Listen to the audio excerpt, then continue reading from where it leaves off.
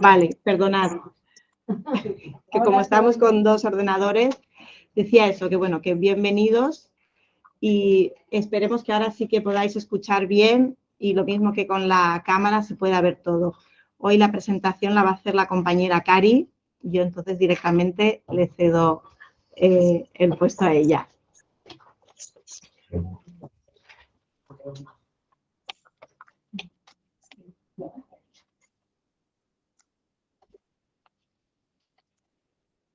Hola, buenas noches a todos.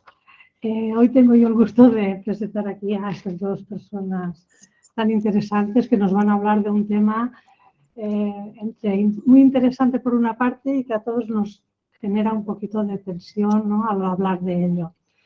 Voy a hablaros de Paloma, que está aquí, y de Amanda.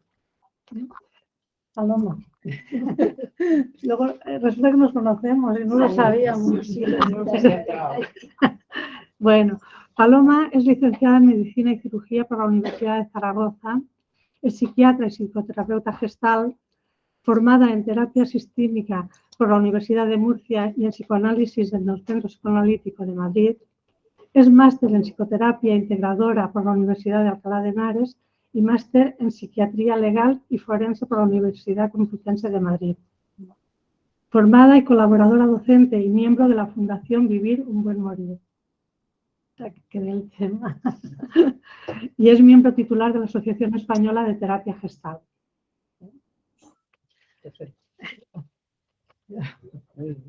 Bueno, Amanda Sabogal. Hola. Es licenciada en Psicología y psicoterapeuta, especialista en psicoterapia, tiene máster en salud mental y máster en trastornos alimentarios y trastornos emocionales. Está formada en terapia gestal y psicoterapia clínica integrativa. Es especialista en terapia de pareja y familia, formada en psicopatología dinámica y patología psicosomática, así como en psicoanálisis infantil. Es colaboradora del taller de la muerte vincular con la doctora Paloma. Sois compañeras, ¿no?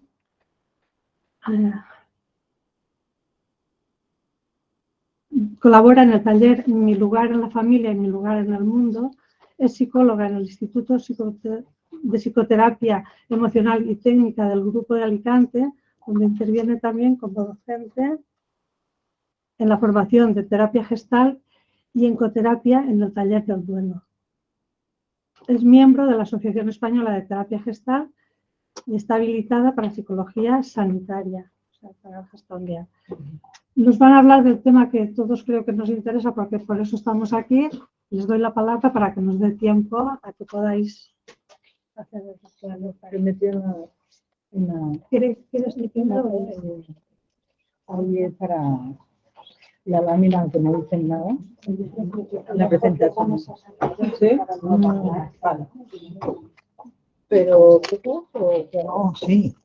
Pero es que la presentación. La presentación. El PowerPoint, lo que dice el mío. No, el mío también está. Aquí está el tuyo. Sí. El tuyo no lo había.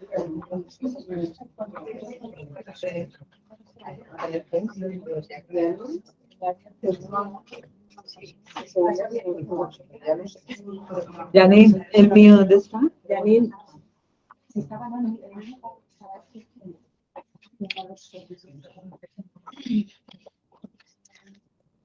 Ay.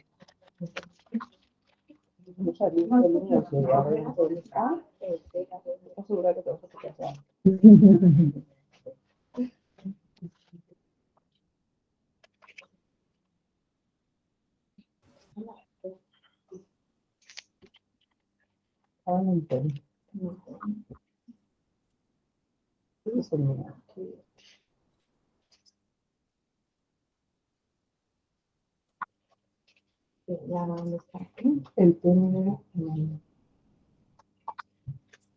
Toshiba.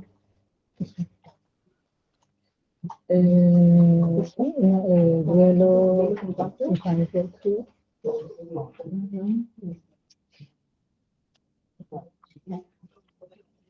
Ah, pero aquí está de moderador porque aparecen todos. Yo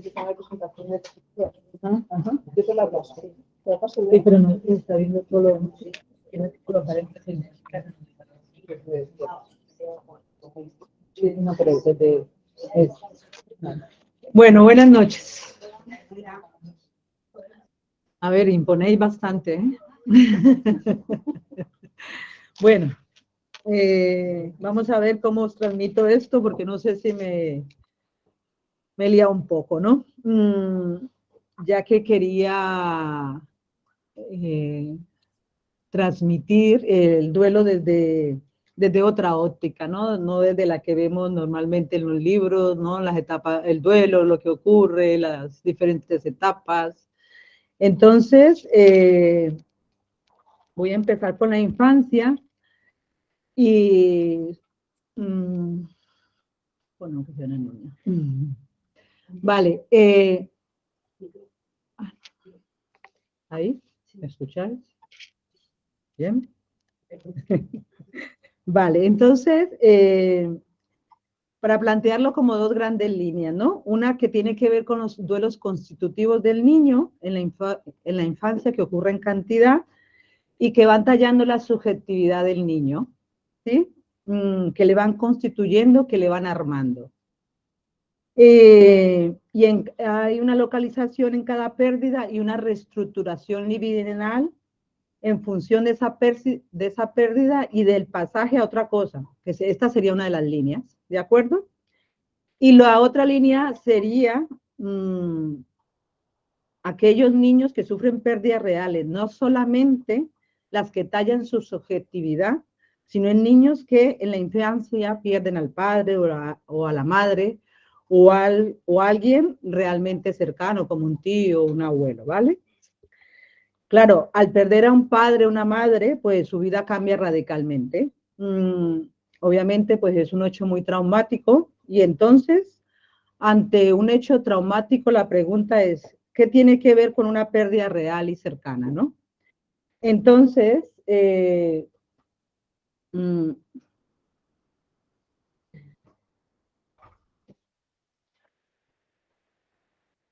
la pregunta siempre es, ¿cómo lee ese niño, no? ¿Desde dónde puede primero localizar esa pérdida? ¿De qué se trata? ¿Qué cosas pierde perdiendo al padre o a la madre? ¿Qué cosas en su mundo quedan arrasadas? ¿Qué cosas no? ¿Y de qué manera se las arregla con eso? ¿Y cuál es su posibilidad de lectura y de la elaboración de eso que ocurre? Digamos que desde ahí es como he querido enfocarlo, ¿sí?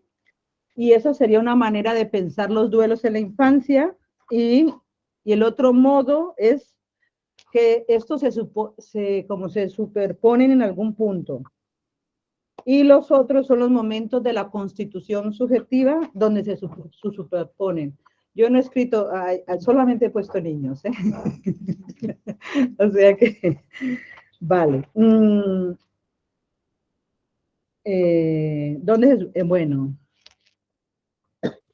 ¿qué momento de la constitución subjetiva toma el niño esa pérdida real si es que ocurre, ¿no? A ver, no es lo mismo que si un niño pierde al padre a los 4 años que si lo pierde en la pubertad, ¿no? Entonces, la diferencia entre perderlo a los 4 años que en la pubertad es donde se puede subjetivizar esa pérdida. ¿Con qué elementos ese niño o ese puber construyó hasta ese momento, no? El adolescente tendrá algo más constituido y el niño pequeño, pues, no. Vale. ¿Y qué recursos simbólicos, imaginarios tiene para poder ubicar esa pérdida?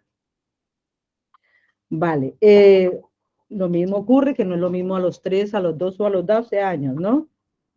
Vale, porque a los 12 años, pues ese niño ha podido compartir muchos momentos con ese padre, muchos vínculos.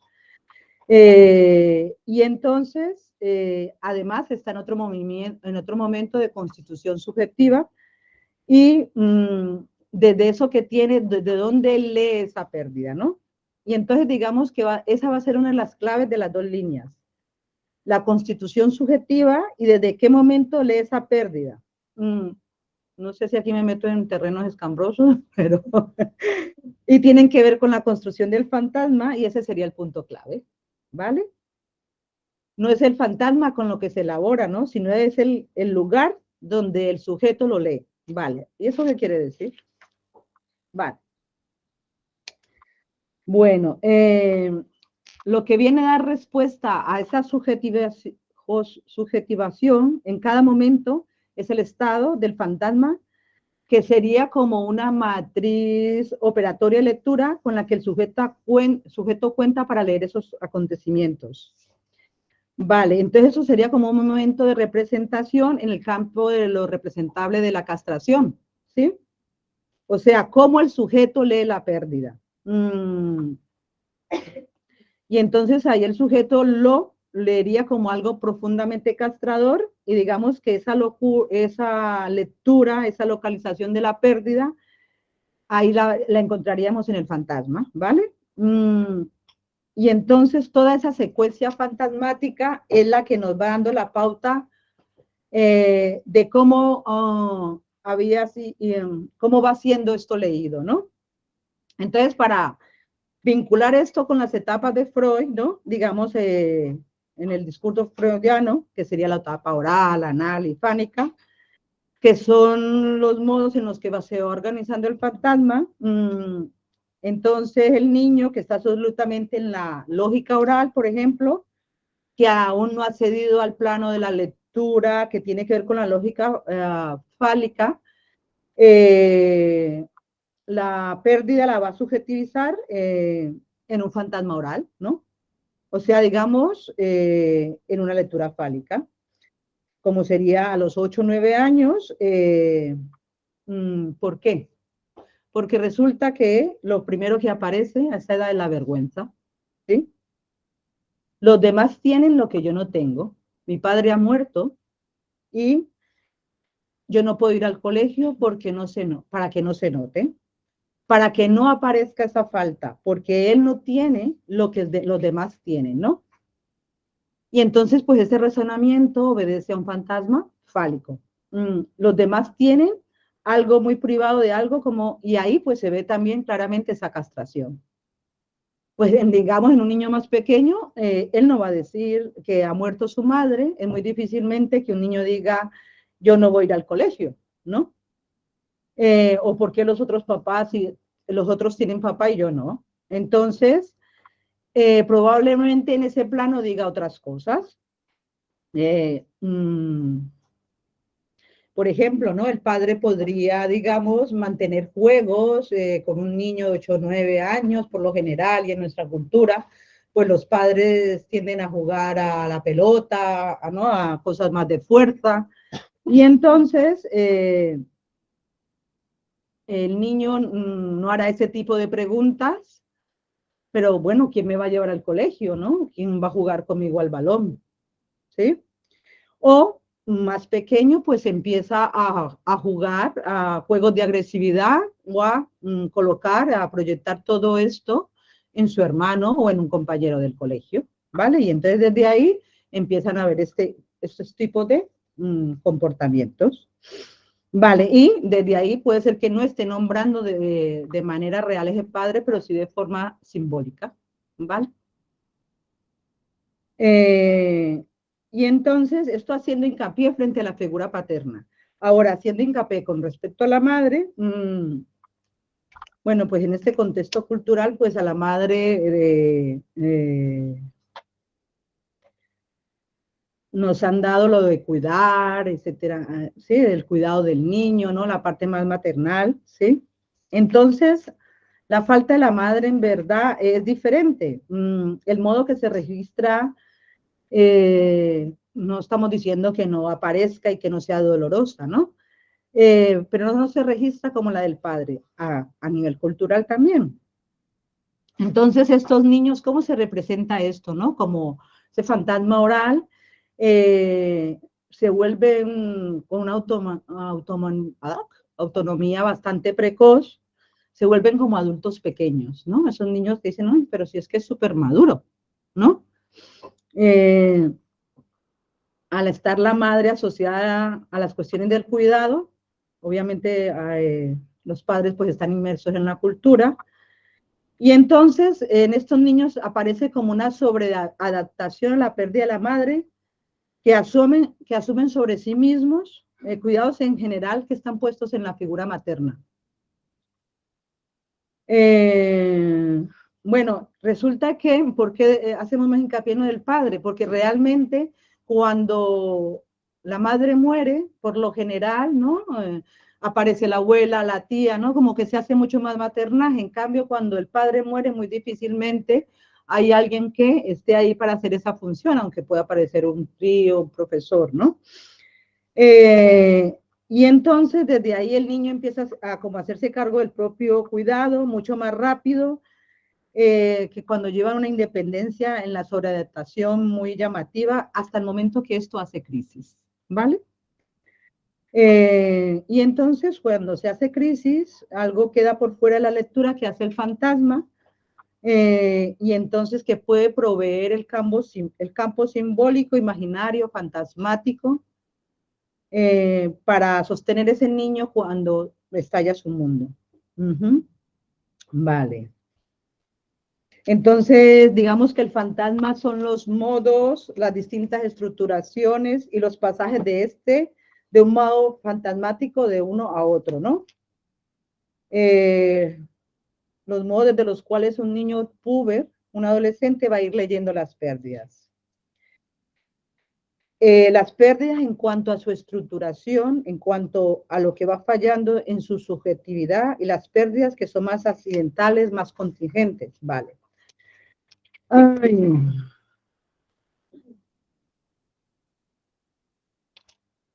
Bueno, aquí hay una parte que quiero señalar, que digamos la parte de la escuela, ¿no? Del colegio, ¿no? A ver, supuestamente para cada desarrollo evolutivo tenemos unas pautas que el niño va dejando algunas cosas, va perdiendo y va adquiriendo otras, ¿no? Por lo menos no vemos a un niño de 8 años con un chupete, diríamos que allí hay algo regresivo, ¿no? Y entonces, a la consulta, pues digamos, a veces llegan niños con muchos problemas escolares y digamos que parece ser que esto tiene que ver con algo de una estructura fantasmática que no dio como una vuelta, ¿no? No pasó por una transformación necesaria que le haga al niño poderse, digamos, soportar la separación con la madre, con la separación del entorno familiar y ubicarse en el espacio escolar. Vale. Entonces, esto lo vamos viendo en la actualidad, que hay mucha dificultad para las madres desprenderse de los hijos, que tengan su propio cuarto, que duerman en su propia cama. Y entonces también muchos dispositivos de protección que los padres diseñan respecto al niño, ¿no? O sea, madre sobreprotectora, ¿no? Tenemos que tener ciertos cuidados con los niños en diferentes etapas, pero cuando recurrimos a la sobreprotección, ¿vale?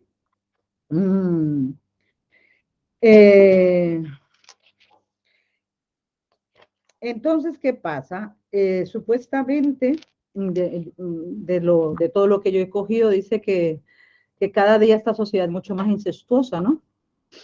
Porque los padres son más retenidos por los hijos mucho más tiempo. Vale, y entonces dicen que pues la cultura está fomentando esta parte, digamos, del incesto, ¿no? Las escuelas, ¿no? Convocan constantemente a los padres, que los padres tienen que estar absolutamente presentes en todo momento, donde marca, como que su marca es la única, ¿no? Que puede tener el niño. O sea que no confían en los recursos del niño y obviamente pues tampoco en la transmisión que ellos han hecho de estos recursos. Vale. Entonces, desde ahí es muy difícil que el niño aprenda a elaborar las pérdidas cuando los adultos ponemos ahí muchos obstáculos en que ocurran todas estas elaboraciones. Entonces, en base al principio del placer, como una matriz simbólica, que esta opera, digamos, en esta posibilidad de corte, por lo menos de poder simbolizar la partida de la madre. A ver, hay una cosa que os voy a explicar, que muchos niños queda pendiente o aparece de una forma tardía, ¿no? lo del Fordá, ¿sí? O en algunos niños no se ha llegado a cristalizar. Entonces, para todo niño resulta esencial poder atesorar la experiencia tanto de la presencia de la madre como de su ausencia, ¿no? Si no experimenta, digamos, la alternancia de ausencia y presencia de la madre, entonces la presencia puede adquirir rasgos persecutorios, volviéndose sofocante, mientras que la ausencia puede despertar vivencias depresivas y de abandono, ¿vale? Entonces, es necesario que la oferta materna de presencia deje espacio a sí mismo como a su ausencia, ¿vale?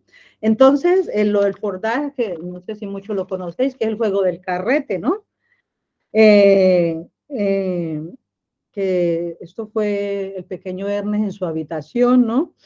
El desconsuelo de la separación de su madre pone en marcha una invención, el niño coge un carrete, lo envuelve a su alrededor un hilo, lo lanza lejos de él, baja al armario debajo de la cama, de forma que desaparezca de la vista, ¿no? Para rebobinar después del hilo y atraerlo, ¿no? Hacia él entre exclamaciones de alegría. Y gracias al poder de ese símbolo, ¿no? Por eso es tan importante para los niños simbolizar a través del juego, ¿no? Entonces Ernest transfiere a su madre el carrete, convirtiendo la posición pasiva de quien padece el alejamiento de la madre en la posición activa, quien decide los tiempos de su desaparición y reaparición, ¿vale? Entonces su esfuerzo solitario para dominar la angustia de su abandono a través de esta pequeña invención, pues que sigue todavía, ¿no? Vale. Y esto ha quedado inmortalizado para siempre, este juego de leer Fordá, de la aparición y desaparición, ¿vale? Entonces, ¿qué pasa en los colegios? No, pues este niño que entra, sale, que tira el lápiz, esto, ¿no? Pero ¿qué le pasa? ¿Por qué es tan desobediente, no? Coge, tira, no recoge, dentro. Sí, entonces, si podemos hacer esa lectura, pues este niño no ha elaborado un adecuado Fordá, y entonces, pues de esta manera es muy difícil que ese niño pueda elaborar determinadas pérdidas, ¿no? Porque él todavía no tiene esto elaborado. Entonces, bueno, por eso es importante, digamos, en la escuela apoyarse de toda esta parte para poder, cuando ocurren estas cosas, pues no tachar directamente con un diagnóstico de hiperactividad y todos estos por ahí que rulan, ¿no? Sino poder hacer una lectura mucho más amplia que es lo que ocurre aquí realmente. ¿Qué nos está diciendo ese niño? ¿Vale? Vale, entonces, aquí hay otra cosa. Dicen que el niño hace, no es que el niño está, ¿cómo se dice? Esta conducta oposicionalista desafiante, ¿no? Negativista desafiante, ¿no? Y entonces, Freud decía que esto es importante, que le posibilitan al niño a la separación y el plus del goce de apropiarse de su lugar, ¿no? Y de poderse separar de esa madre de una forma sana, ¿vale?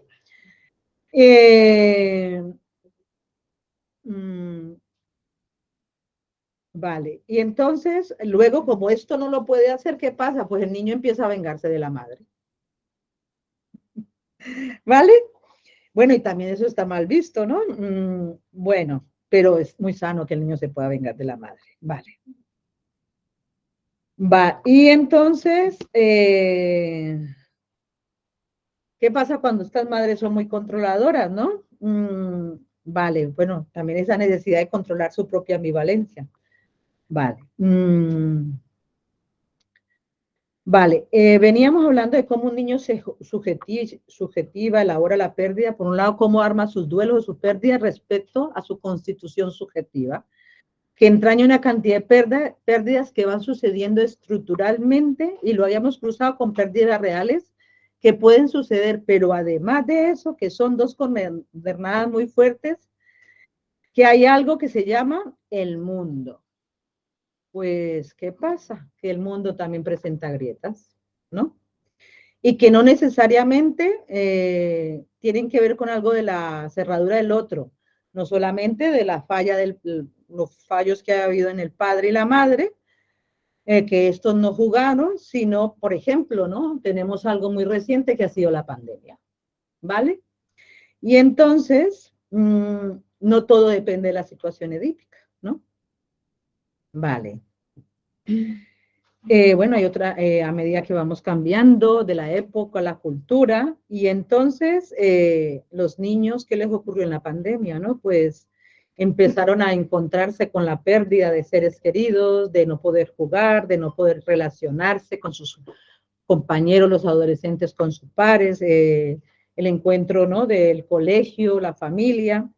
Entonces, y luego también ocurre otras pequeñas pérdidas que son las mascotas, ¿no? O algunos objetos, ¿no?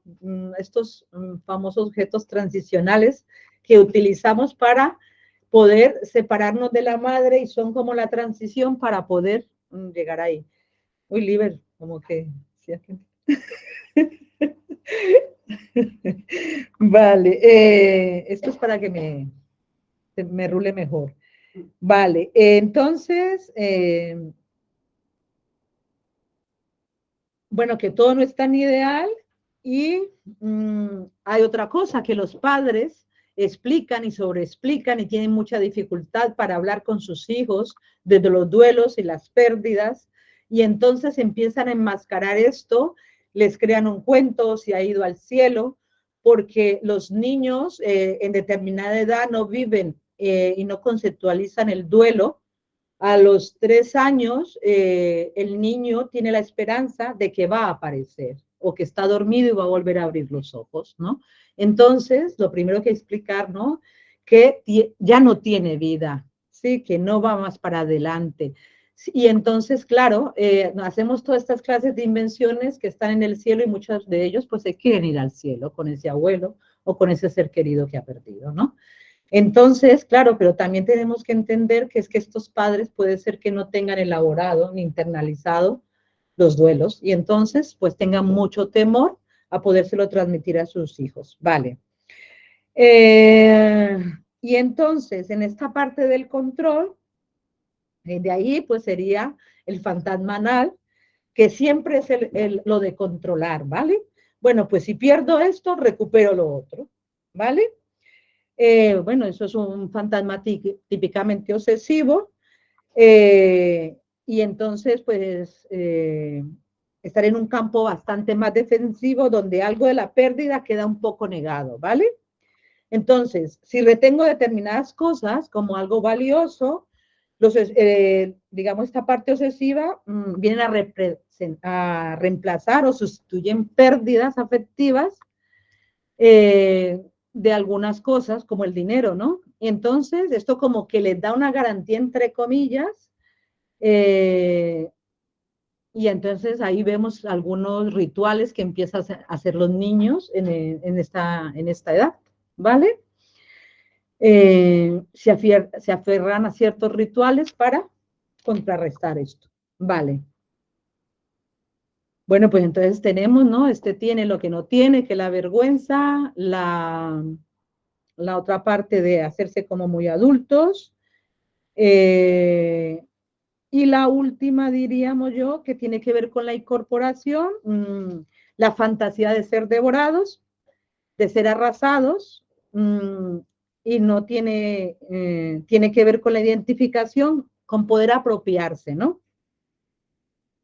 Digamos, en el plano pulsional, o equivalente, lo más cercano a lo que podría ser apropiación, ¿no? A lo que hablábamos en el Fordá. Lo que pasa es que en el Fordá, digamos, aparece otra complejidad, porque en el fondo aparecen los significantes, no solo en el plano funcional, de una satisfacción pulsional que es tirar el carrete, sobre el tirarlo y recuperarlo, pero además es una satisfacción pasional, ¿no? Entonces, ahí ya tendríamos dos significados, o sea que ahí ya tendríamos la estructura del síntoma, que va a ser la satisfacción pulsional. Vale, o sea que digamos que en el Fordá ya está esto, la estructura del síntoma, que es lo significante, y la satisfacción de lo pulsional. Bueno, y la fantasía de ser devorado, obviamente, es ser arrastrado, es como una fantasía que tiene que ver como ser incorporado al otro, ¿no? Y es más bien como que el otro pueda arrasar su lugar, ¿vale? Y ese lugar, pues, aparece un vacío. Y bueno, ahí ya entraría no de las fobias, que ahí no vaya a entrar, y entonces el miedo a ser devorado es lo que no le da lugar al sujeto, algo de la devaluación, y entonces como sujeto también desaparece la subjetividad. Vale. Entonces luego allí, como ya tenemos la estructura del síntoma, es cuando ya pasaríamos al análisis y trabajaríamos toda la parte del fantasma. ¿Sí? Vale. Entonces, desde que nacemos estamos haciendo duelos, ¿no? El primer duelo que hacemos es como Freud sostiene en síntoma, en mi visión, síntoma y angustia. La primera angustia del ser humano es el nacimiento, que significa objetivamente con la separación de la madre. Vale, y tenemos otros momentos, ¿sí? Que la retirada del pecho, los niños sufren un daño imaginario por la frustración de haber sido separados del pecho de la madre, pero no es el pecho que nutre, sino digamos ese pecho erótico. Y luego, a partir de allí, pues el niño, ¿no? El destete, el ya no ir en brazos, ¿no? Todas esas cosas que va adquiriendo, pero que a la vez va perdiendo, ¿sí? Y así va atravesando, digamos, todas esas pérdidas hasta llegar a la adolescencia, ¿no? Desde ahí lo he querido, sí, desde otro punto. ¿Y qué pasa en la adolescencia? No sé cómo voy de tiempo. ¿Viste? Todavía. Bueno, aquí esto es cortito. A ver, aquí en la adolescencia aparecen una serie de cambios cuantitativos. Colócala de la adolescencia.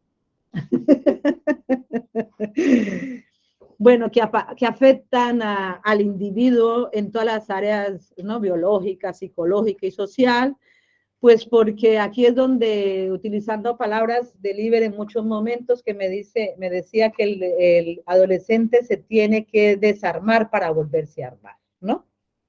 Que aparece todo lo pulsional, y entonces, con unas referencias corporales, unas imágenes establecidas internas, que forman parte de su identidad, y unas dependencias que le suministran seguridad y conocimiento, ¿no? Luego la ilusión de la pulsión sexual, el inicio de los cambios morfológicos, la presencia de caracteres sexuales secundarios. Entonces esto le lleva a la búsqueda de nuevas relaciones y conocimientos, y que les ayuda a contener la ansiedad a lo desconocido, ¿no? Vale, y entonces los cambios, pérdidas progresivos y duelos se centrarían en tres ámbitos fundamentales en la adolescencia, que es la pérdida del cuerpo infantil, con todas las expectativas que supone el ser espectador impotente de lo que sucede en su propio cuerpo, la pérdida de la dependencia infantil, que le enfrenta las responsabilidades de las que no tiene experiencia previa, y a la pérdida de los padres de la infancia, ¿sí? A los que no puede seguir tratando ni física ni afectivamente de la misma manera de la adolescencia. Por tanto, están presentes la pena por lo perdido, la culpa por lo desaprovechado y la búsqueda de lo bueno, que sería cómo explicar la teoría del duelo, ¿vale? Y entonces es un deseo de reparar lo inadecuado del pasado, ¿vale? Entonces, la clínica propia de la adolescencia está centrada en las dificultades de la elaboración total o parcial de esta situación de duelo, y bueno, y cómo se van a comprender todos esos múltiples factores internos y externos que pueden sumir al adolescente en una situación de estancamiento o desencadenar un cuadro clínico que, como todos sabemos, en la adolescencia aparecen muchas patologías y también psicosis, ¿no? Vale, entonces, la crisis de la adolescencia es más extensa y más concentrada porque el niño sigue manteniendo bueno, es más difícil, porque el niño al fin y al cabo sigue manteniendo una dependencia directa de la madre, ¿no? Después del destete. Y también va apareciendo nuevas relaciones objetales. Y luego se hace con la presencia interna y externa de la madre. Y en la vejez, los cambios y las pérdidas son generalmente menos bruscos, ¿sí? Porque ayuda de alguna manera a contener y a comprender las ansiedades. Y en cambio, el adolescente vive una situación novedosa, donde todo tiene que ser puesto a prueba, tiene que recompensar o recomponer su identidad, y bueno, y al tiempo de la aceptación, de someterla a la aceptación de todo, ¿vale?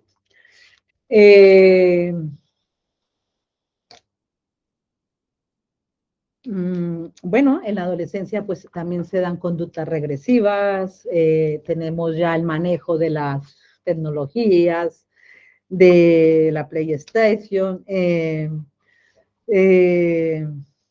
luego pues la negación del futuro, existe una idealización de mecanismos infantiles, ¿no?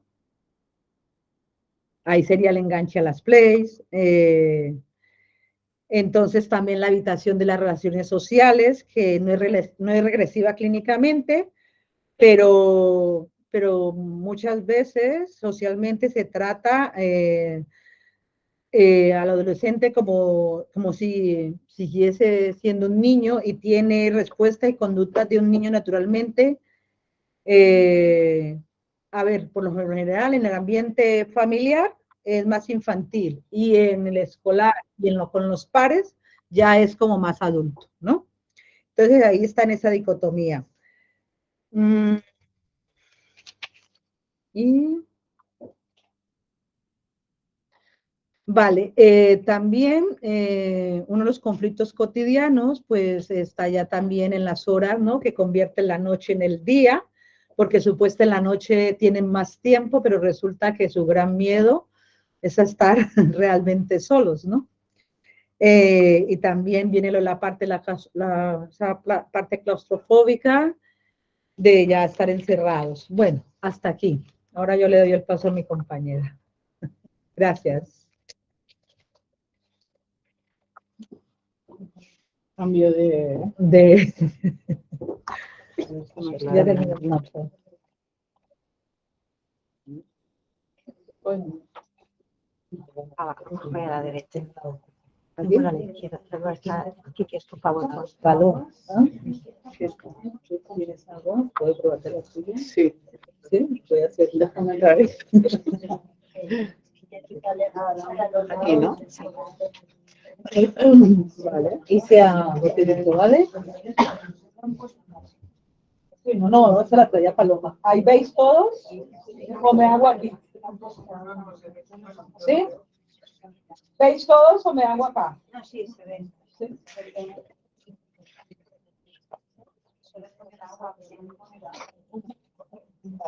Hola, ¿se me oye bien? Sí. Bueno, yo lo primero que quiero es agradecer mucho a la Asociación Infancias que me hayan invitado. La verdad es que estoy contenta de estar aquí. Ya sé que el tema es un poco así, pero que el tema sea así no quiere decir que no podamos estar contentos y abordarlo de una forma más fresquita que Amanda, porque no tengo la profundidad psicoanalítica de Amanda, ya lo digo, ¿eh? Yo voy por otro lado. Vale. Bueno, pues vamos a comenzar, y el tema lo he llamado duelos y pérdidas porque voy a hablar un poco de todo un poco, ¿no? Entonces, pero bueno, va la cosa de eso, ¿no? Así a modo de rápido, para que sepáis un poquito de lo que vamos a hablar de la sociedad de la positividad o paliativa, el sujeto de la modernidad, o sea, nosotros, el sujeto de la modernidad tardía o posmoderna, como nos queramos llamar, la visibilidad. Este concepto me ha gustado mucho hoy haciendo esta presentación, porque la presentación tiene en parte una gran intención de visibilidad. Entonces, esta polaridad, visibilidad, invisibilidad de lo que es todo el mundo del dolor, de lo que es el duelo y la muerte, vamos a verlo. El malestar cultural actual, que no es el mismo ni en ninguna época, ni en... Bueno, hablaremos un poquito de esto. duelos y duelos. Y digo, ¿por qué llamo duelos y duelos? Digo, porque es que hay una cantidad de duelos que cada uno es diferente, ¿no? Cambios y desaparición de los rituales, que es algo que está sucediendo. En este caso hablaremos de los rituales funerarios. Y los recursos y los psicofármacos, que tienen un papel un poquito controvertido en el uso de los fármacos. Quiero aclarar un poquito esto. Y sobre todo un último apartado, pedagogía del duelo y del proceso de morir, que es un poco lo que me trae a mí con más ilusión aquí. ¿Qué es esto de la sociedad paliativa? Pues es un término que he hecho un plagio de un término del autor, del filósofo coreano Byung-Chul Han, que habla de esta sociedad paliativa en la que vivimos todos ahora mismo, ¿no? Que se caracteriza por, sobre todo, la algofobia, que vendrá de la raíz de algia, ¿no? La fobia al dolor, y la tanatofobia, ¿no? Son dos fobias que padecemos, que vamos a hacerle, pero esto es así, ¿no? Es la sociedad de la positividad, del rendimiento y la productividad, pero no del rendimiento y la productividad así como del ahorro de hace décadas, que la gente ahorraba y trabajaba y se sacrificaba, sino que nosotros, yo creo que estamos en esa cadena, ¿no? De producir, de rendir permanentemente y además muy positivos, ¿no? Todo el pensamiento positivo que nos lleva a muchas cosas, ¿no? Como vamos a ver. Bueno, ¿y qué pasa con el dolor? Pues que el dolor duele, ¿no? Claro. El dolor duele y como duele, pero también es inevitable. Quiero decir, no lo digo yo, lo dijo ya Buda y un montón de gente, ¿no? Y lo hemos experimentado todos ya. Cuando llega un momento de tu vida un poquito ya más madurita, pues ya te han pasado unas cuantas cosas, ¿no? Y has tenido bastantes crisis e incluso has tenido pérdidas graves y separaciones, divorcios, muchas cosas, ¿no? Entonces el dolor en la vida, en la pérdida, es inevitable. Como decía Amanda antes, desde que nacemos, pues desde que nos quitan la teta, el chupete, el biberón, el no sé qué, pues es pérdida tras pérdida. Luego nos deja el novio, luego no sé qué, luego pierdo no sé cuánto, luego no accedo. O sea, en el fondo la pérdida y el sufrimiento forman parte de la vida, ¿no? Esa fobia a la muerte que tenemos todos aquí, que estamos así, ¿no? O sea, tiene también mucho que ver, yo creo, con este afán de sobrevivir a toda costa que nos ha proporcionado, gracias a Dios, la medicina. Bueno, gracias a Dios y no tan gracias a Dios, porque la medicina pues, nos ha aumentado la calidad de vida y nos ha aumentado también la supervivencia, ¿no? El individuo posmoderno es un individuo muy agarrado a la supervivencia, por eso ha venido la pandemia y nos ha pegado a todos un susto que nos ha dejado todavía así, ¿no?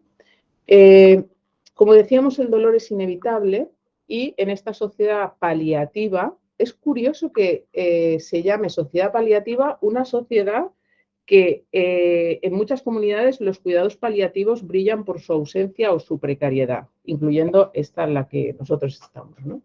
Pero es así. El dolor es visto como un síntoma de debilidad. Nosotros lo vemos como débil, o sea, cuando alguien llora enseguida es como que, ¿por qué lloras, no? O sea, vamos. Y sobre todo es algo que no le vemos el sentido, ¿no? Sin sentido ni utilidad. Esto no siempre ha sido así. Ahora es como muy agudo no verle el sentido al dolor.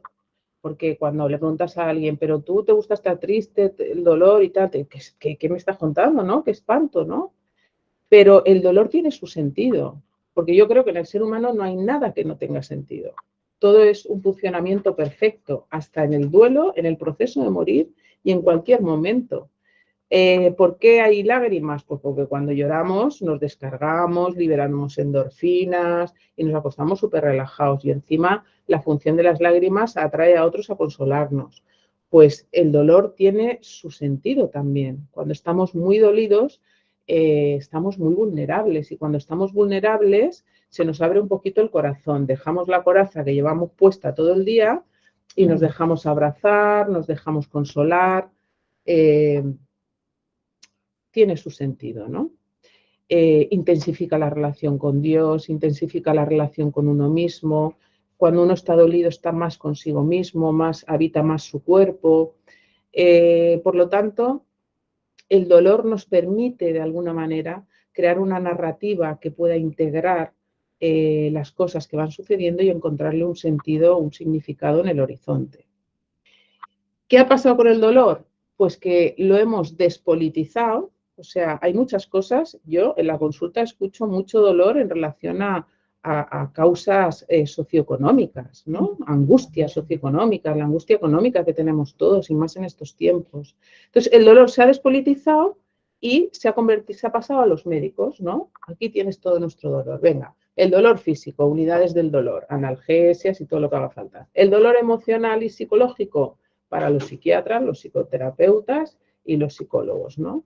Entonces, todo el dolor, más que verlo desde un punto también de vista existencial e inherente al ser humano, innato, el dolor, pues ahora se lo hemos pasado a la madre sanidad en todas sus facetas. Incluso también el dolor en el proceso de morir, ¿vale? Al final de la vida, como veremos. Pero si hablábamos de que somos la sociedad de la fobia al dolor y de la tanatofobia, de la fobia a la muerte, el gran tabú realmente es el reconocimiento de la interdependencia. Es decir, no queremos saber nada de que somos dependientes. Ahora lo vamos a ver, pero este reconocimiento de que realmente nos necesitamos unos a otros permanentemente en cualquier cosa que hagamos, también es un tabú, porque somos los sujetos autosuficientes. Podemos con todo. Y con más, y con más. Y cuando tenemos una mini crisis, enseguida nos levantamos y venga, y para adelante, ¿no? Entonces, este reconocimiento de la interdependencia, pues también es otro tabú, ¿no?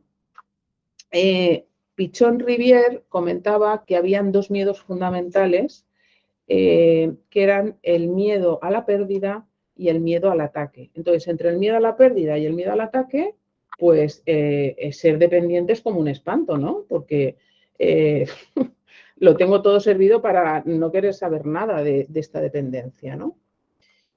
Y esta sociedad paliativa, que estamos sacudidos todavía por la pandemia, somos una sociedad ahora mismo en duelo, ¿no? Yo creo. Si alguien tiene algo que decir, puede levantar la mano, pero realmente venimos de una pandemia muy dura. Y yo creo que esto nos daremos cuenta de las consecuencias de estos años dentro de, pues, 10 años, ¿no? O sea, porque todavía estamos en shock.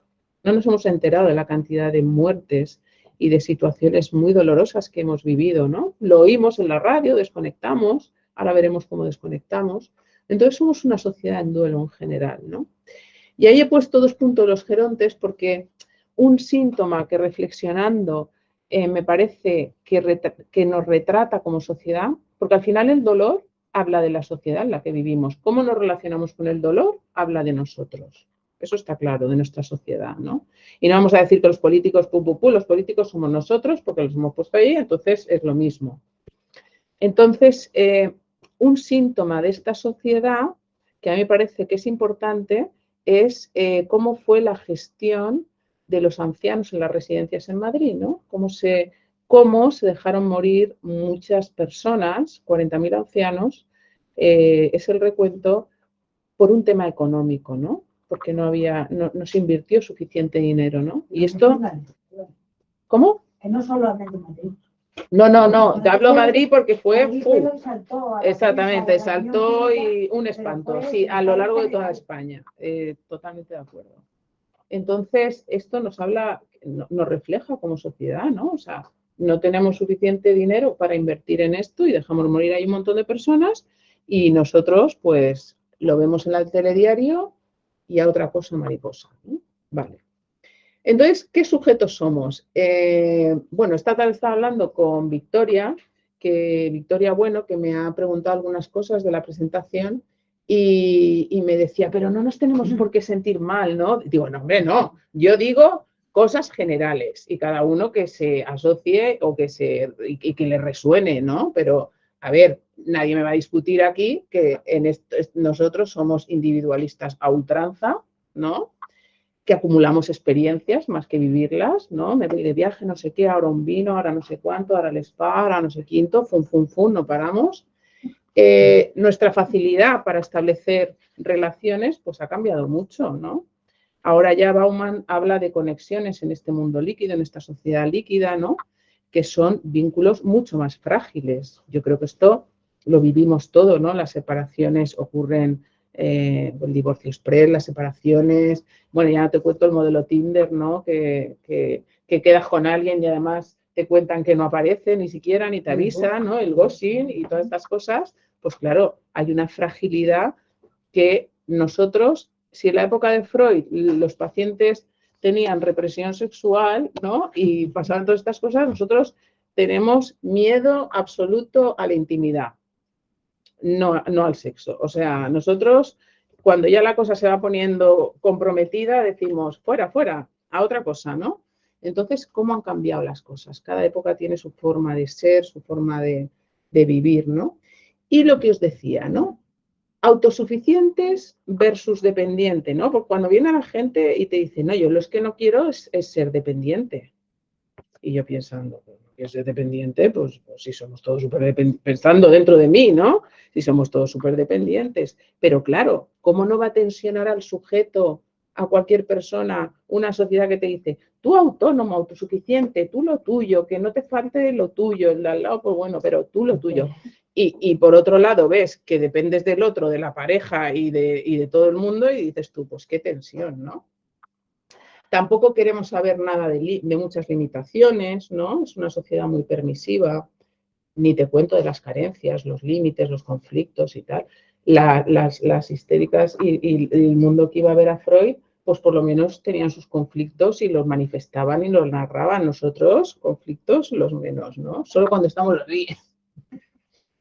Y claro, como dice una psicoanalista, Lola López Mondéjar, que me dio a mi clase en su libro que acaba de sacar, Invulnerables, ¿no? Invertebrados, ese falso self, ¿no? Pero como dice Lola, no es el falso self de ese recubrimiento narcisista que tenemos, que somos un poquito narcisistas de más, pero que detrás hay algo, hay un sujeto, hay un, ¿no? Que son rasgos narcisistas, no es una defensa ya, no es una coraza, es que detrás de eso hay sujetos huecos, donde la identidad está muy difuminada, ¿no? Esto llega a la cúspide con el trastorno límite muchas veces de personalidad, ¿no? Entonces, claro, son patologías del vacío, ¿no? Que es muy imperante en nuestra sociedad todo esto.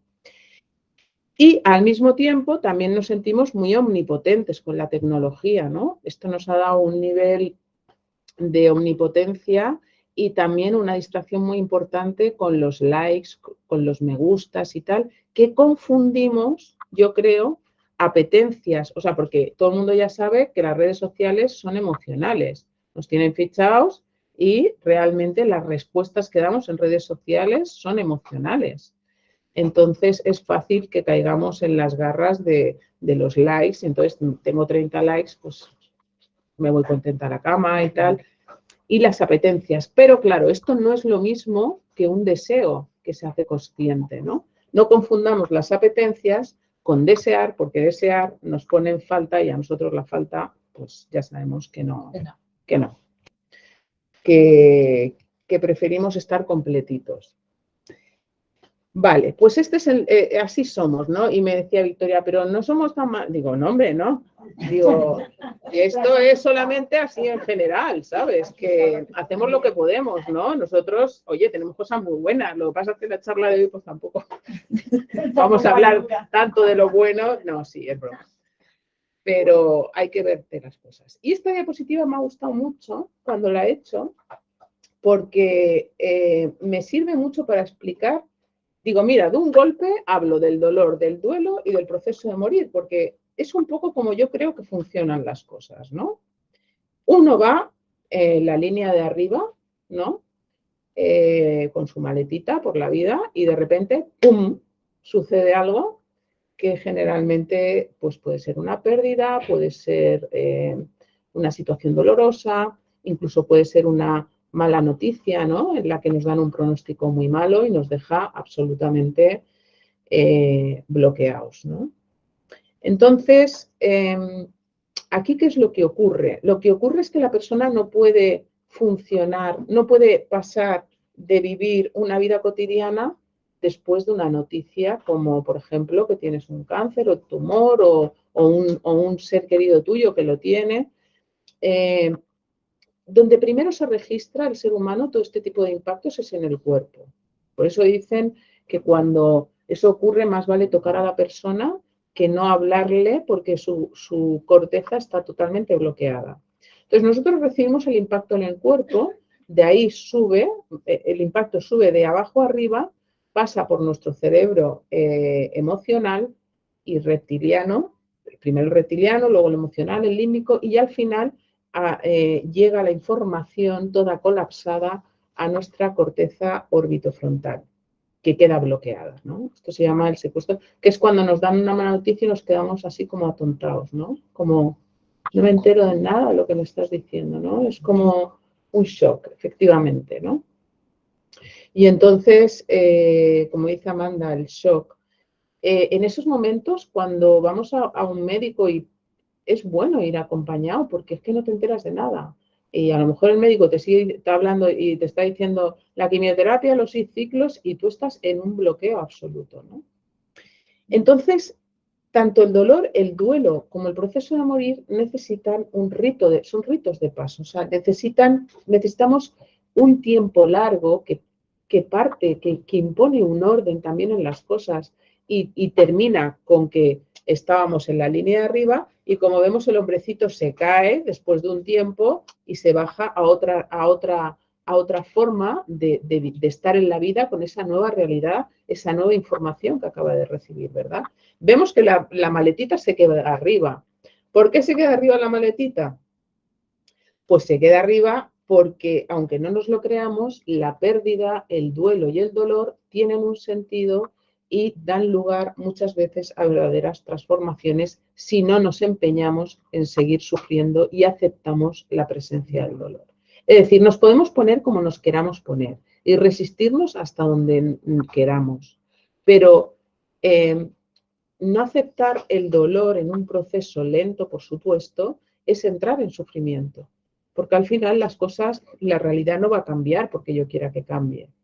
Entonces, si yo soy capaz de sostenerme en ese dolor, me voy a ir dando cuenta que voy a ir caminando hacia otro lugar, ¿vale? Hacia una nueva realidad que a lo mejor es transformadora y en la que yo he visto auténticas transformaciones en los duelos de las personas, ¿no?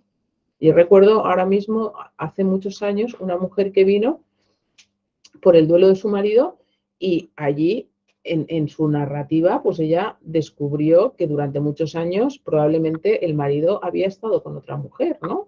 Y hasta que él no hizo su proceso de duelo, no pudo poner palabra a todo esto que estaba ahí amogollonado en su cuerpo y en sus emociones y colapsado. Y a partir de que ella pudo decir, oye, mi historia fue así y hubo esto bueno y hubo esto malo y haces un recuento de todo lo que pasa con ese ser querido que ya no está, pues ella no pudo liberarse, ¿no? No pudo, estaba llena de síntomas y cuando pudo desmenuzar y decir, bueno, pues este hombre estaba muy bien, pero también pasó esto, ¿no? Hizo una narrativa rehabilitadora y ella se recuperó, ¿no? ¿Cómo nos lo montamos para poder sobrevivir? Pues con la negación, obviamente. Nosotros negamos el dolor, negamos el sufrimiento y con, como dice Lola López Bondejar, la disociación funcional, que es, no lo niego, pero lo guardo en un rinconcito donde no me moleste demasiado ni me produzca demasiado sufrimiento. Y ella lo explica muy fácil. Dice, yo cuando me voy y me baño en el mar Mediterráneo, entro en un conflicto en el que pienso que en este mar Mediterráneo maravilloso también se han muerto muchas personas en patera, ¿no? Entonces, es como que te conflictúa y tú para poder salir de esa conflictuación tan grave, pues tienes que disociarte, porque si no te disocias, ni baño ni nada. O sea, y entonces vivimos así, ¿no? Disociados un poco de, pues ahora mismo la guerra de Ucrania, pues lo podemos nombrar, pero si no nos disociamos, pues tampoco podríamos sobrevivir. Bueno, ¿cómo va la cosa? Bien. Vale. Voy bien de tiempo también. A mí cuando me quedan 5 minutos me decís y yo ahí ya gestiono. ¿Cuál es el malestar cultural actual? 10 minutos, perfecto. Malestar cultural actual, la depresión y el trastorno bipolar. Vale, todo el mundo, y esto no es nuevo, hay mucha depresión, ¿no? Y es un término tan absolutamente vacío, nunca mejor dicho, y hueco, que no lo vamos a definir. Nosotros, la depresión realmente puede surgir de muchas maneras. En muchas depresiones hay duelos estancados, duelos no elaborados, pero también cuando el sistema le exige al individuo llevar a cabo un proyecto de futuro propio y libre en una sociedad con tanta incertidumbre, pues al final las tensiones también deprimen a la gente, que es lo que estábamos hablando, ¿no? Es decir, y el trastorno bipolar es la otra cara. Los dos son como, a ver cómo lo explico, enfermamos de eso para no aceptar el desamparo que sentimos, porque también cuando nos ponemos maníacos y compramos y estamos súper simpáticos y nos ponemos megalomaníacos, pues también estamos negando el sentimiento de desamparo. Estamos también en la época de la patología narcisista, ¿no? Y toda la clínica del vacío, ¿no? Como decía Recalcati respecto a esto, ¿no? Ya no hablamos de un narcisismo, pero detrás hay algo. Es que ahora detrás estamos viendo que muchas veces no hay sujeto, no hay una identidad constituida, no hay un ego fuerte que pueda sostener los vaivenes de la vida.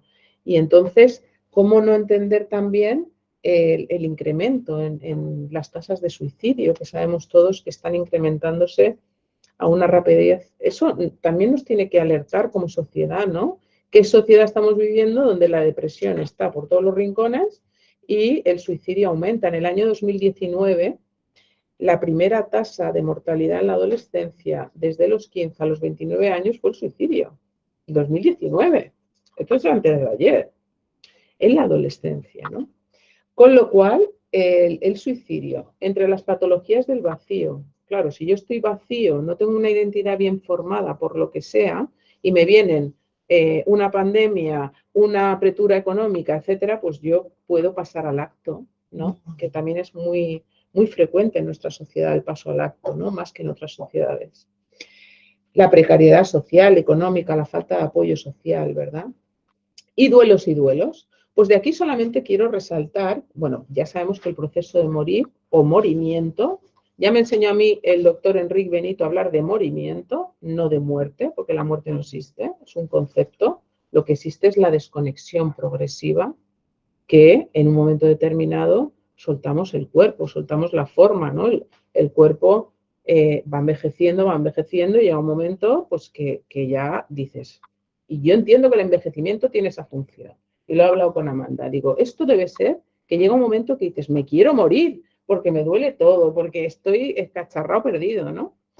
Entonces, sabemos que son naturales, pero si pensamos en nuestro aumento de la longevidad, ¿no? Por esa medicina tan potente que tenemos, gracias a Dios, pues claro, los duelos por longevidad, los duelos por enfermedades neurodegenerativas, que los englobo todos en los duelos que se llaman crónica de una muerte anunciada, ¿no? Hay un deterioro largo durante muchos años, donde la persona poquito a poco se puede ir apagando. Entonces, aunque es crónica de una muerte anunciada, todos sabemos que la muerte siempre te pilla por sorpresa. Es decir, tú ya puedes estar diciendo, no, es que yo ya me lo esperaba, sí, pero hay una parte que no. El duelo por suicidio sabemos que es muy frecuente, lo acabamos de, bueno, mucho más frecuente, lo acabamos de comentar, es un duelo complicado, es un duelo que requiere herramientas más importantes, ¿no? Debido al dolor que produce en la familia. El duelo de muerte sin avisar, pues los accidentes, ¿no? También son duelos muy parecidos a los del suicidio, el impacto y el trauma es muy importante. Y los duelos desautorizados. Hay un duelo que ha estado mucho tiempo desautorizado, que yo creo que ahora también empieza a ser visible, que es el duelo perinatal, ¿no? Que es donde juntamos dos cosas muy potentes, que son la vida y la muerte al mismo tiempo. O sea, por un lado estoy súper feliz y al mismo tiempo mi recién nacido muere, ¿no? Este duelo que ha estado mucho tiempo desautorizado, como los duelos de los amantes, ¿no? A ver quién se planta ahí en el funeral, ¿no? También son duelos desautorizados. Pues este duelo, el duelo perinatal, ya desde hace unos años tiene mucha más visibilidad. El duelo por la infancia, por los niños muertos, pues es una cosa que los que somos madres o padres, pues no nos podemos ni imaginar, ¿no? Yo que he podido acompañar a personas, pues es un dolor muy enorme, ¿no? Es un dolor enorme. Pero también he visto transformaciones en padres y en madres, ¿no? Con lo cual yo siempre pienso, digo, si la gente, si solo hay que mirar para atrás, ¿no? ¿Cómo hemos podido con todo al final, ¿no? Pero los duelos por los niños no siempre han sido de la misma manera, han sido mucho más naturales, ¿no? Cuando hablas con personas de 80 años en la consulta y te dicen, pues yo tuve 7 hijos y 3 se murieron. Y yo me quedo, pues, un poquito impactada, ¿no? Pero era así la cosa, eran más naturales y estaban más normalizados.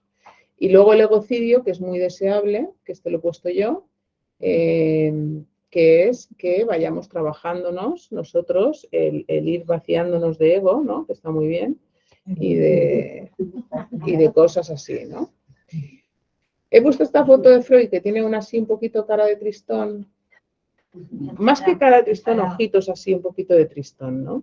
Freud decía que, Freud el aspecto social del duelo no lo tuvo muy en cuenta y lo transgeneracional pues va a ser que tampoco, ¿no? Para Freud era más bien un asunto privado, ¿no? Y él decía que ¿cómo se elabora la pérdida? Pues trayendo una y otra vez esperanzas y representaciones del objeto perdido y confrontándolo con la no existencia, ¿no? Entonces, parece que de esa manera, al principio podemos incluso prolongar la existencia de nuestro ser querido, ¿no? Porque necesitamos mucho la obsesión tiene su función, necesitamos mucha obsesión y mucha narración para poder elaborar una pérdida, ¿no? Y Darian Lieder, que tiene un libro muy recomendable, que se llama La moda negra, solamente llorando a los muertos podemos realmente perderlos. O sea, ese es el camino. Traer una y otra vez representaciones hasta que uno, al final, yo digo que llega un momento en el que dices, es que no quiero ni acordarme, ¿no? La tristeza tiene también esa función, que llega un momento que ya es como que empiezas a cambiar de frecuencia, ¿no? Y respecto a la pregunta, ¿cuándo se acaba el duelo? Pues en esto los analistas no se han puesto muy de acuerdo en algunas cosas. Margaret Little dijo que el duelo es para toda la vida. Y Freud parece, en esta carta a Binswanger, que escribe en 1929, que más o menos dice lo mismo, dice, nunca encontraremos un sustituto después de la pérdida, no importa lo que quizá llene ese vacío, incluso si es llenado completamente, a pesar de eso permanece algo más. Y de hecho, así es como debe ser. Es la única forma de perpetuar ese amor al cual no queremos renunciar. Porque en el duelo lo que hay es mucho amor, ¿no? En el vínculo, en el duelo. ¿Es el duelo hoy en día más difícil por la erosión de los rituales? Pues yo creo que sí, ¿no? Cómo hemos cambiado los rituales es brutal, ¿no? Y más con la pandemia. Pero ya veníamos nosotros pasando de incluso amortajar en casa a nuestros difuntos, estar con el cuerpo presente, estar los niños. Como dice un biólogo que se llama Fernando López, el siglo XX y todo lo que va, finales del XX y todo lo que va del XXI, ya los niños no van ni a los cementerios, ni a los funerales, ni a los sanatorios. O sea, esto es así, ¿no? Entonces intentamos protegerlo de algo que no les va a venir nada bien, porque, a ver, yo no entiendo mucho de niños, todo hay que decirlo, pero me asesoraría, pero yo creo que protegerlos de algo que les va a acuciar toda la vida no tiene sentido. Al contrario, yo creo que hay que acompañarles y darles herramientas para que puedan ir transitando todas esas pérdidas, como decía Amanda, porque si no, van a tener el mismo o más miedo a la muerte que nosotros, ¿no? Si les protegemos y no les dejamos participar de ningún ritual. Es como para ellos no cambia nada, pero ven fantasmas y sombras por toda la casa y son esponjas emocionales, ¿no? Me acuerdo que cuando fui hace poco a un funeral, yo tengo un niño pequeñito que tiene ya casi 5 años y le dije, bueno, pues voy a ir, le dije a mis hijos, voy a ir al funeral, no sé qué, no sé cuántos. Y me dijo, el pequeñito me dijo, a sacarlo del ataúd. Dice, a sacarlo. Y yo, bueno, a sacarlo. Claro, porque con su mente, pues él diría, pues mi madre va allí a rescatarlo, ¿no? Pero bueno, el hecho de que lo vivan de otra manera no quiere decir que no tengamos que ayudarles a que no nos pase lo mismo que a nosotros, ¿no? Y con todas las historias del cielo y tal, que yo también las utilizo muchas veces, pero siempre intento rescatar elementos para no irme ahí, porque claro, a uno se le disparan los automatismos, ¿no? Y entonces, la erosión de los rituales, pues claro que ha habido erosión de los rituales, ¿no? Como ya somos todos mayores a estas horas de la noche, me he permitido poner unas fotografías. Pues así eran antes también los rituales, ¿no? Habían niños, se ven niños, ¿no? El abuelo, igual que nuestra sociedad no respeta a las personas mayores, esto no ha ocurrido, ni muchísimo menos. En la Grecia antigua las personas mayores formaban parte, y además yo lo pienso, digo, Dios mío, ¿cuál es el máximo esplendor intelectual? Yo tenía un tío pediatra que hasta los 90 años estaba lúcido y decía, yo iría a este pediatra porque debe ser lo más sabio del planeta, ¿no? Pero, y en las sociedades antiguas, en Grecia y en Esparta, así se consideraban los consejos de sabios. Nosotros no. Nosotros, la juventud, ¿no? Pero fijaos cómo en esta fotografía el abuelo está presente, ¿no? Hoy en día los tanatorios ya el cristal, ¿no? El ataúd todo cerrado, que no me toque, aséptico. Antes se podía estar con tu difunto por la noche, ahora ya a las 11, te guste o no, pues te tienes que ir. O sea, sí que coincide con nuestra tanatofobia, ¿no? Todo esto. Esta es una película de Alejandro Amenábar, donde él cuenta que le pasa lo contrario de lo que yo acabo de recomendar, y es que su padre lo llevó a un funeral para que se acostumbrara y salió traumatizado de allí. Y entonces dice que se dedicó al cine y tal, a sacar todos sus fantasmas en el cine porque tenía muchas fobias y muchos miedos. Y entonces él encontró un libro de fotografía post-mortem. Y en la película Los Otros, ¿no? Nos contamos los otros y los otros, pues él y unos amigos que hacer de difuntos y se lo pasaron pipa y se estuvieron riendo mucho, ¿no? Y posteriormente, él hace el prólogo de un libro, Postmortem, que yo cuando me lo compré, no se lo conté, aquí lo confieso, a nadie de mi familia. Porque yo digo, me van a pensar que estoy loca como un cencerro, claro, o sea, ya era lo que me faltaba. Y en mi casa lo tengo en un estante para que no lo vean mis hijos, porque digo, esto no.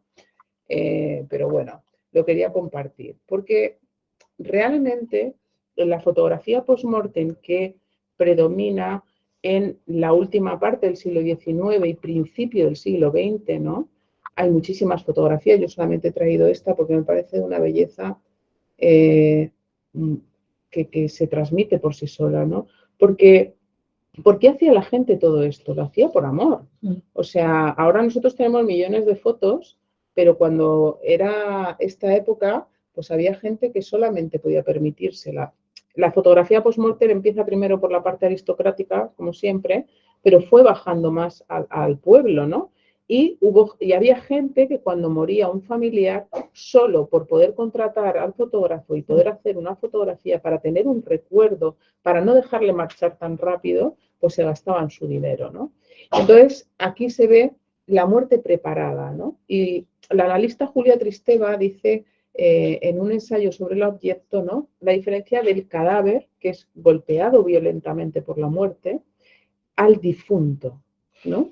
El difunto está sereno, tranquilo, como vemos en esta fotografía, preparado, colocado de una manera en la que nosotros nos gustaría, ¿no? Que no termina de estar del todo horizontal muchas veces. Hay mucha fotografía post-mortem de gente sentada, gente inclinada, como si tuvieran un poquito más de vida, ¿no? Por decirlo de alguna manera. Bueno, esto no nos da tiempo, simplemente recomendar que los psicoanalistas, en este libro de Carlos Fernández Atienza, que pertenece a la otra psiquiatría, de los analistas del Pisuerga, que a mí me gusta mucho, pues simplemente recomendar, para hablar del peso de lo transgeneracional en la melancolía, es muy, muy interesante, porque nos ayuda a escapar de que, como en mi familia tengo tantos melancólicos, genéticamente yo voy a ser melancólico. No, sino que tiene una mirada que sale del determinismo genético para hablar de todo eso que ya hace un par de mesas camilla aquí se estuvo profundizando, ¿no? Entonces aquí no vamos a entrar, tampoco vamos a entrar en esto porque yo creo que, bueno, pues ya Amanda ha hablado y ya me queda poco tiempo, así que yo... Claro. Y bueno, pues ser dietiserón, librarse de los secretos familiares, esto tan interesante, esta clase, bueno, pues nada, pues nos quedamos sin esto. Y nos vamos ya a las dos últimas diapositivas, recursos y psicofármacos, ¿no? A la hora de hablar de recursos para tramitar un duelo, la estructura de personalidad, según la mayor parte de los expertos, que tiene que ver con el apego seguro, inseguro y todas estas cosas, pues la señalan como de los elementos más importantes, ¿no? Cómo has transitado tus pérdidas a lo largo de la vida, cómo te las has apañado, pues es como realmente te lo vas a poder seguir apañando. Según Angie Carmelo, que es una doctora en metafísicas que se ha dedicado mucho al proceso de duelo y al acompañamiento al final de la vida, ¿cuánto necesitabas a esta persona, ¿no? ¿Cuánto la necesitabas? Es un factor muy importante, porque en el duelo sabemos que ocurre la muerte física del ser querido, pero también es una amputación. O sea, Daria Líder en el libro de la moda negra lo habla, cada pérdida es una amputación. De mayor o menor calado depende. Es una amputación en una primera instancia, porque en el fondo sabemos que el amor no se pierde y que están con nosotros nuestros seres queridos siempre dentro, ¿no? O sea, los llevamos aunque no queramos, ¿no? A mí murió un tío mío que decía fantásticamente, y yo ahora me veo, a mi hijo me dice, ¿cómo he hecho esto? No, digo, fantásticamente. O sea, lo llevamos incorporado, ¿no? El apoyo social y familiar es muy importante para hacer una narrativa rehabilitadora. Es verdad que las pacientes en el grupo de duelo hemos hablado muchas veces de que no se sienten con este apoyo social. Claro, en esta sociedad que hemos comentado antes de todo guay y todo rápido, pues las mutuas a los 6 meses ya están, pero bueno, tú ya no estás para incorporarte, pero tú, o sea, hay mucha prisa por sacar al sujeto del duelo y meterlo otra vez en la cadena productiva.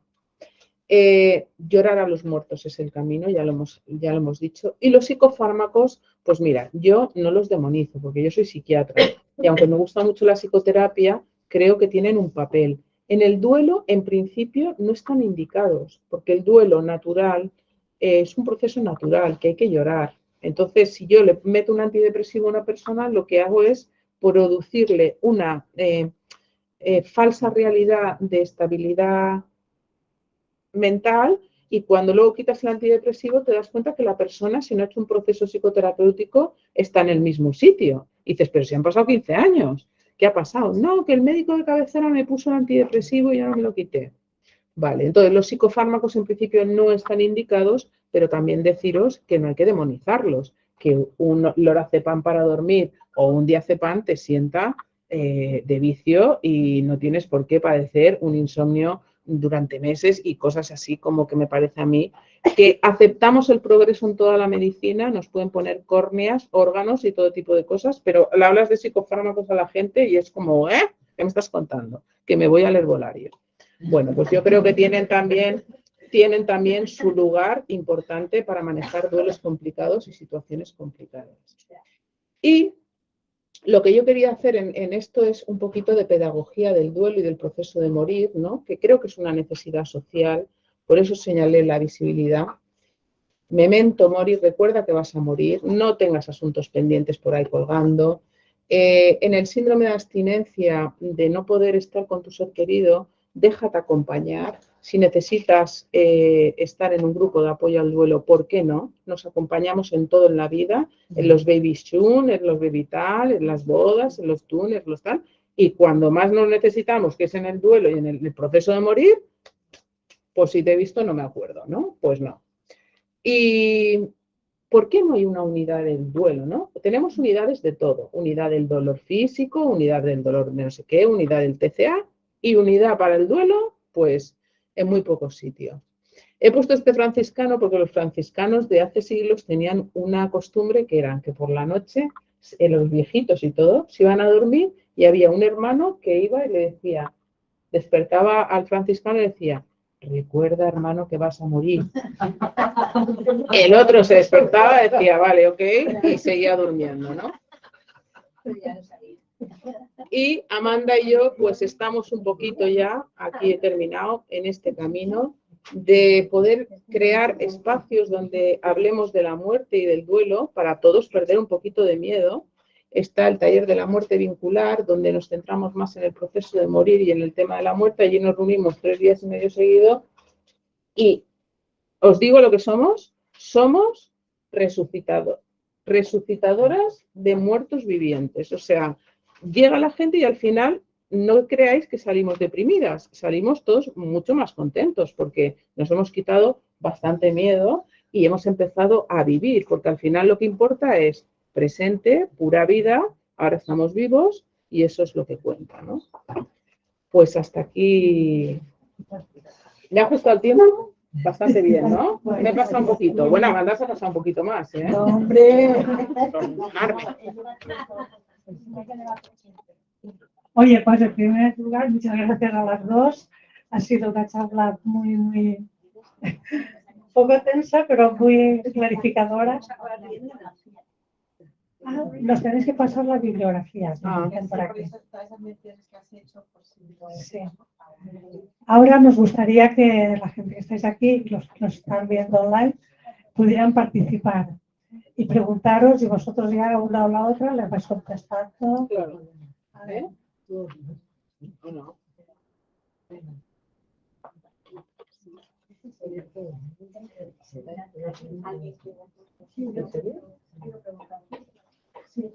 Yo de... Eso es un infierno. Eso es un infierno.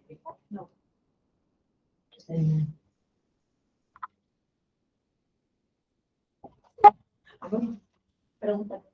Buenas tardes. Sí, yo quiero preguntar, aunque se escapa un poquito del tema, pero como se ha tocado, ¿cómo diagnostican o cómo separan la tristeza, la pena de la depresión? ¿Cómo se llega al diagnóstico de que no es pena, no es tristeza y sí es depresión? Tú sí que sabes hacer preguntas, ¿eh?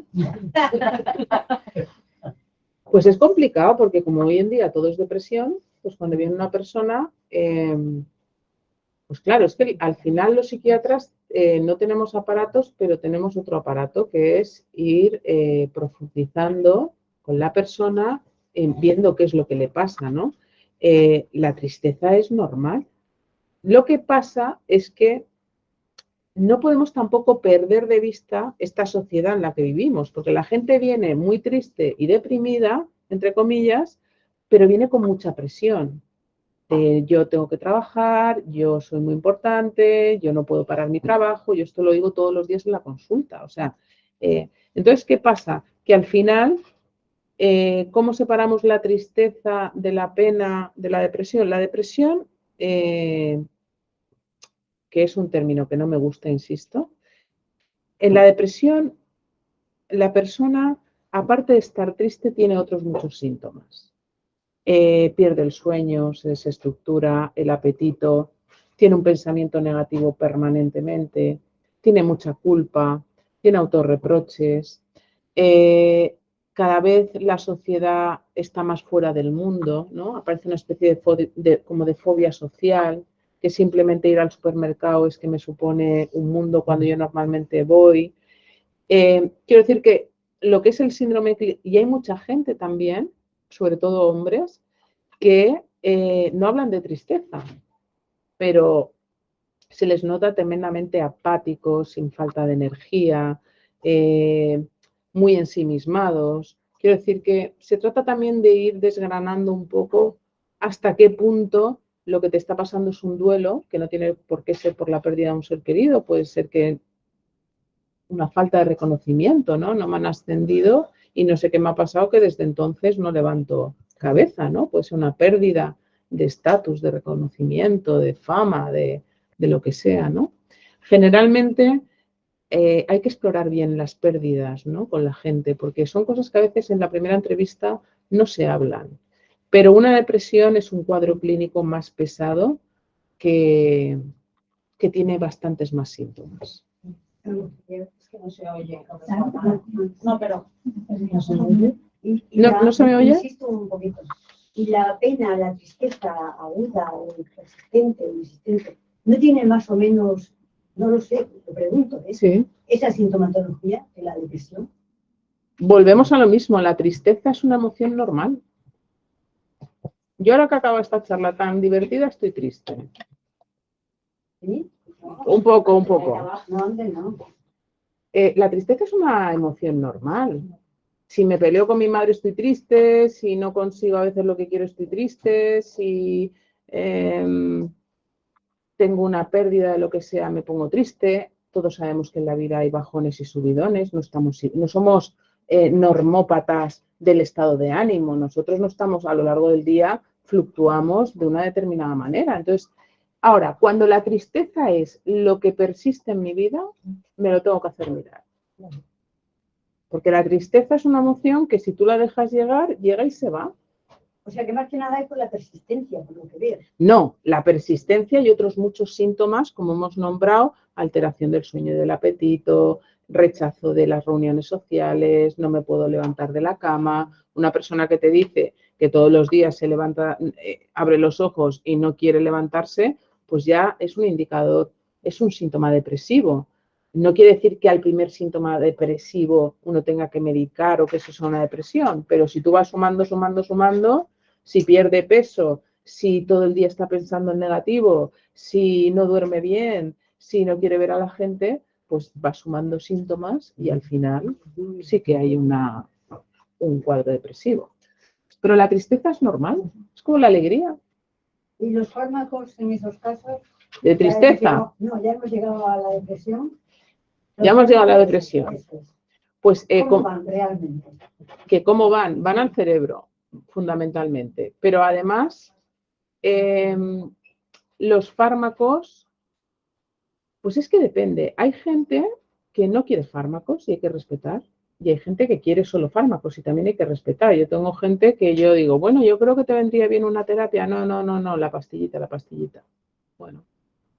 Yo intento que la gente que necesita un fármaco porque imagínate una persona que es el sostén de su familia, no se puede permitir, esto es muy triste decirlo, pero no se puede permitir estar deprimido mucho tiempo, tiene que funcionar. Entonces, esta gente que por lo menos toma un fármaco, yo intento que hagan un proceso terapéutico para que se enteren de por qué se han deprimido, porque uno no se deprime por nada. O sea, la depresión no es una cosa que me cae así como si me cayera un melón en la cabeza. Puedo no enterarme de por qué estoy deprimido, pero lo estoy. Nada. Sí.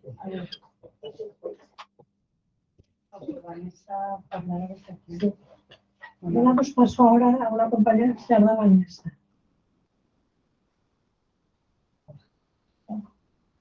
bueno, en realidad ya he hecho la pregunta, pero dice que, a ver, quería preguntar sobre cómo puede influir un proceso de duelo de los padres en los niños.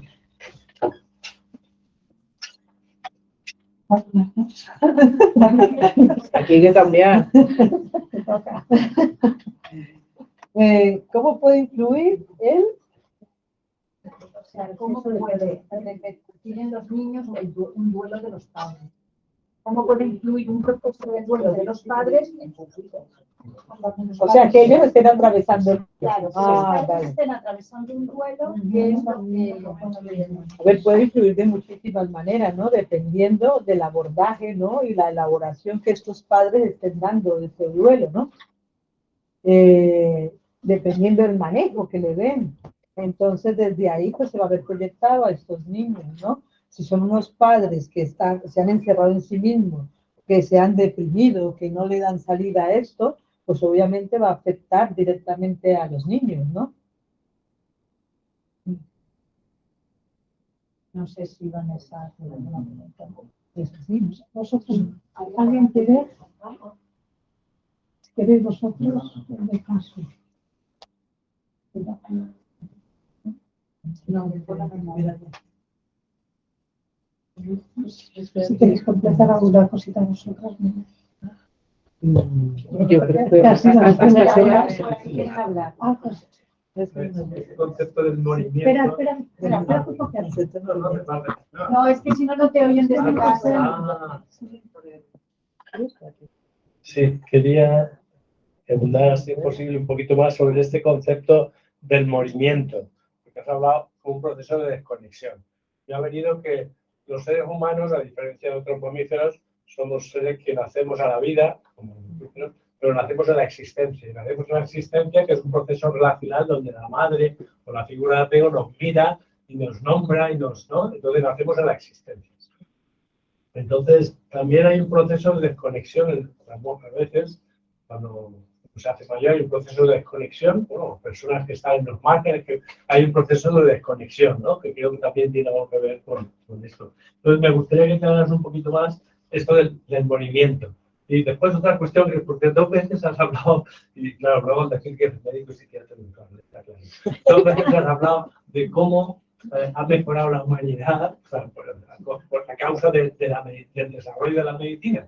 Y eso es verdad, pero recuerdo un estudio importante de hace unos 10 años de UNESCO, donde, es decir, había un estudio muy amplio, donde, es decir, las condiciones sociales matan o lo contrario. Es decir, que los contextos sociales son importantísimos. La medicina ha ayudado al desarrollo, pero si hoy tenemos una longevidad tan amplia y no hace demasiado que los niños que nacen hoy vivirán una media de 100 años, Sí. la vida no se deteriora mucho más, es decir, ya está ocurriendo, ¿no? Quiero decir que la calidad de las relaciones sociales, la calidad del humano y la calidad de, bueno, de todo, ¿no? De una sociedad bien desarrollada, ayuda y contribuye también al alargamiento de la vida.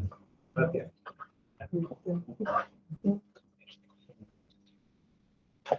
Una cosa, como vas a aclarar el concepto de... Es que también por ahí preguntan si se puede... Preguntan por el concepto de egocidio. Entonces, ya que vas a aclarar conceptos, pues ya. Pues aclaro todo. Claro, es que el concepto de movimiento, pues es que tiene lo suyo, porque en el fondo, cuando nos dicen la muerte, ¿de qué estamos hablando? ¿De qué estamos hablando?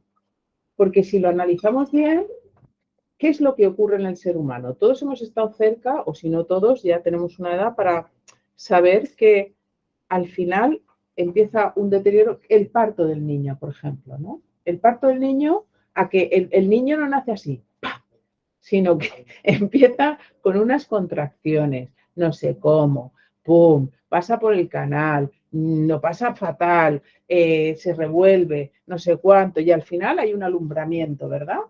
Y sale, pero ha sufrido un proceso, un tránsito, ¿no? No es que ocurra como algo así. Pues con el morir, el proceso de morir, lo que pasa es que no tenemos tiempo aquí de hablar ampliamente de eso, tiene sus fases también, tiene su alumbramiento y tiene su parto. Es decir, cuando hablo de una desconexión, me refiero que cuando has estado cerca de alguien que muere, te das cuenta de que se va desconectando progresivamente. Él, su ser, su identidad y sus órganos. Y que al final es un proceso que dura una serie de días, depende, ¿no? Pero es un tránsito, no es la muerte representada como esa calavera o esa señora mala que viene a por nosotros. No, simplemente cuando hemos dejado de tener una función, cuando ya no tiene sentido, nuestro cuerpo se desconecta, nos desconectamos de la forma.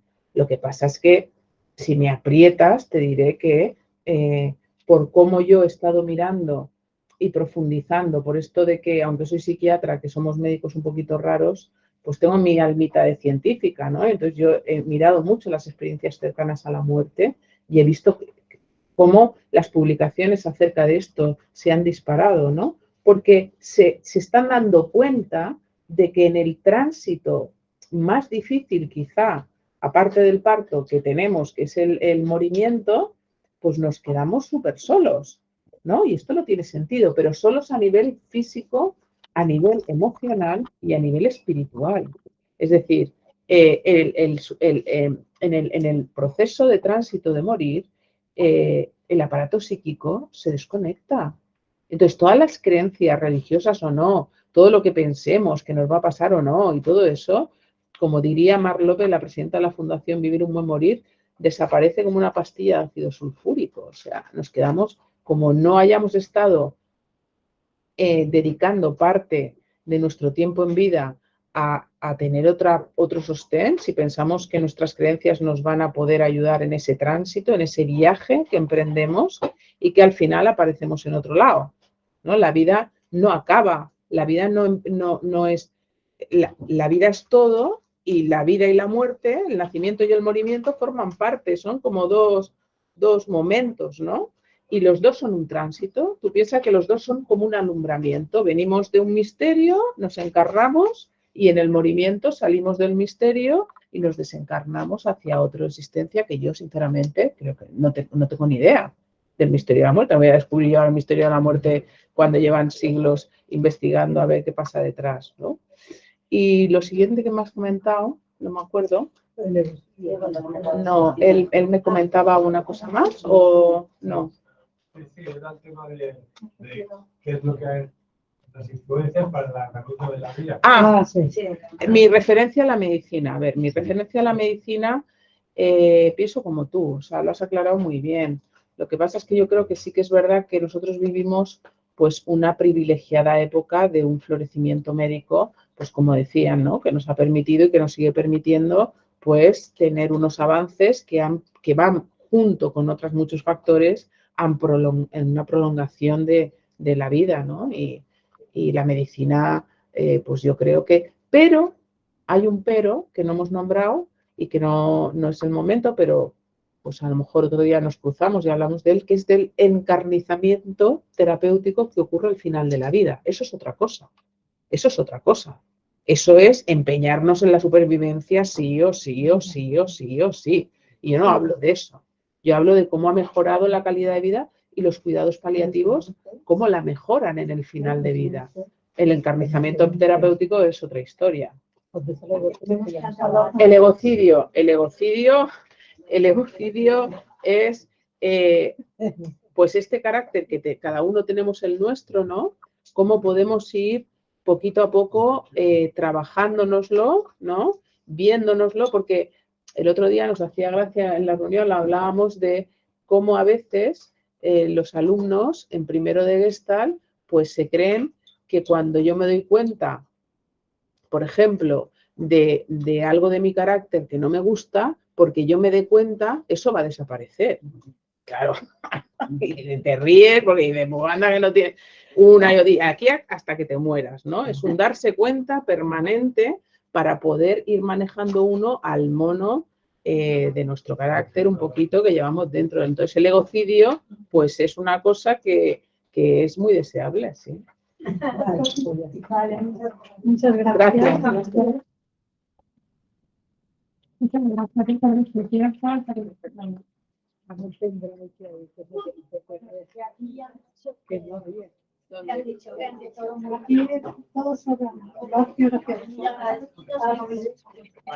Muchas gracias. ¿Dónde tienes el pen?